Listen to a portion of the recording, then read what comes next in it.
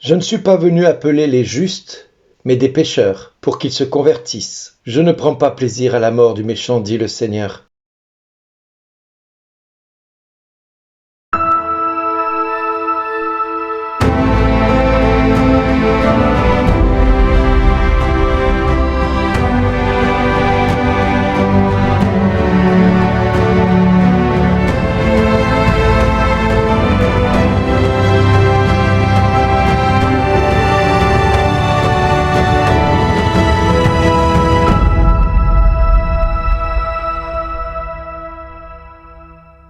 Aujourd'hui, le message vous est adressé par Bernard Dille. Bonjour les amis.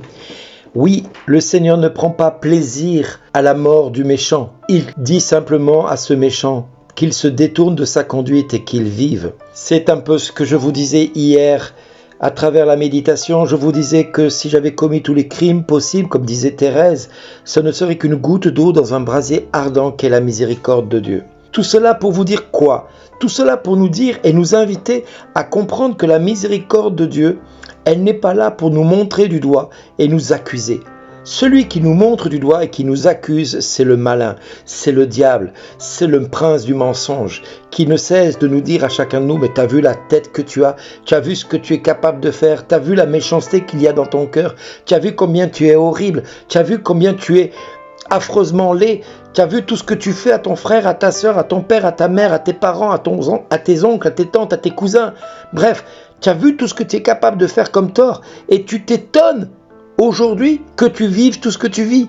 Mais il suffirait simplement que tu te détournes de ta conduite pour venir de tout ton cœur vers Dieu. Que tu te détournes de ce qui t'égare, de tout ce qui t'éloigne de Dieu pour que lui puisse te prendre dans ses bras. Alors tu peux être aux yeux du monde la pire des personnes condamnées. Et cela me fait penser à l'histoire d'André Levé, qui était un criminel qui avait fait vraiment beaucoup de prison et qu'on appelait l'ennemi public numéro 1 de son temps, et qui était encore en prison et il espérait pouvoir s'évader parce que chaque fois qu'il était en prison, il s'évadait. Et là, il était tombé dans une prison dont on ne s'évade pas si facilement. Un jour, un des aumôniers lui donne une Bible et celui-ci, trouvant cette Bible, il l'ouvre et il tombe sur Jésus qui change l'eau en vin. Sans perdre de temps, il va au robinet, il ouvre le robinet et il coule que de l'eau.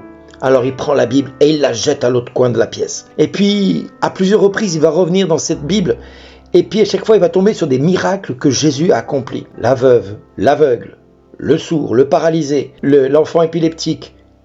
Tous les miracles que Jésus fait. Puis un jour, il tombe sur Jésus qui est arrêté, qui est fouetté, qui est maltraité, qui est condamné, accusé. Accusé de quoi ? D'avoir fait du bien, dira-t-il. Mais il est accusé, cet homme. Mais comment on peut l'accuser d'avoir fait tant de miracles et de prodiges ? Et chaque fois qu'il tombait sur un miracle, il espérait toujours que Dieu fasse quelque chose, qu'il ouvre la cellule, qu'il le fasse sortir. Mais lui, Dieu ne faisait rien de tel. Alors, il comprend que ce Dieu qui a été mis à mort et qu'il voit mourir sur une croix, il trouve ça tellement crucifiant, douloureux, qu'il jette la Bible et dit « Mais si tu étais vraiment Dieu, tu n'aurais jamais accepté ça. » Et oui, c'est inacceptable de mourir sur une croix. Alors il va vraiment se révolter contre une mort d'un juste. Parce que lui, il dit, mais moi je suis en prison, je mérite à la limite ce que lui a vécu. Mais lui, il n'a fait que du bien. Mais pourquoi a-t-il subi cela ? Et là, il comprend que Jésus veut lui dire quelque chose. Et l'aumônier va lui dire, mais peut-être que il serait bon que tu donnes un rendez-vous à ce Jésus. Parce que si tu ne comprends pas pourquoi, c'est peut-être parce que tu ne l'as pas rencontré. Donne-lui rendez-vous. Alors, prenant pour argent comptant ce que l'aumônier venait de lui dire, il décide de donner rendez-vous à Jésus. Et pour cela, il va attendre qu'on lui donne un médicament, parce que comme on ne voulait pas qu'il s'évade, tous les soirs, on lui donnait un médicament qu'il devait prendre devant le gardien, et ensuite il dormait profondément, et donc il était sûr de ne pas pouvoir se réveiller jusqu'au lendemain matin. Et là, il donne un rendez-vous à 2h du matin, ou à 3h, je ne sais plus. Et là, à l'heure dite, le Seigneur se manifeste à lui et le réveille, et lui dit « André, André !» Et là, il se réveille, il dit « Mais qui es-tu ?» Et là, il voit Jésus dans sa cellule. Il est comme pétri de peur. Il dit, mais qui es-tu? Mais tu m'as donné rendez-vous, André. As-tu oublié cela? Et là, cet homme est tellement retourné, tellement... Et Jésus va lui expliquer tout ce qu'il a fait pour lui, par amour pour lui. Et cet homme, d'ennemi public numéro 1 qu'il était, va devenir témoin numéro 1 pour le Christ. Il va avancer jour après jour et il va témoigner. Je le rencontrerai à Ars en 1985 quand il témoignera dans la crypte souterraine de Ars, où il témoignera de sa conversion et j'aurai l'occasion de discuter quelques minutes avec lui à la sortie de la crypte et il me dira « Le Christ a changé ma vie et depuis qu'il a changé ma vie, pour rien au monde, je voudrais le décevoir. » Eh bien voilà, cet homme de criminel qu'il était, de voleur, par excellence qu'il était, Jésus est venu le chercher dans sa cellule. Jésus est venu le rencontrer et là, lui a permis de se retourner et de changer de manière de vivre. Alors il est resté en prison, il a fini son temps de prison et quand il a été libéré, eh bien il a pu témoigner de tout ce qu'il avait vécu dans cette cellule. Mais il disait tout en étant dans la cellule, j'étais libre dans mon cœur, dans ma tête.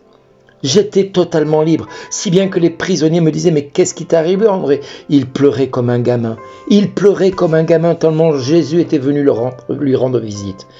Et André avait compris que la miséricorde était venue jusqu'à lui et lui avait pardonné toutes ses erreurs. Et le Seigneur lui a pardonné et il l'a permis de vivre jour après jour. Et aujourd'hui encore, il continue à témoigner un peu à droite, à gauche.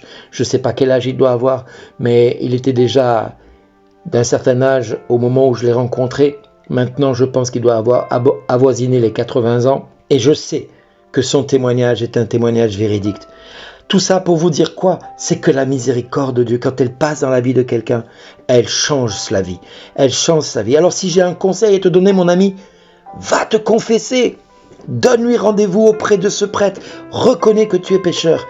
Il est temps, pendant ce carême, que tu ailles te confesser. Je vais vous le répéter tous les jours pour que vous compreniez bien que la confession va vous rendre votre liberté. Alors mes amis, le Christ, dans sa joie de vous retrouver, vous dira merci d'exister.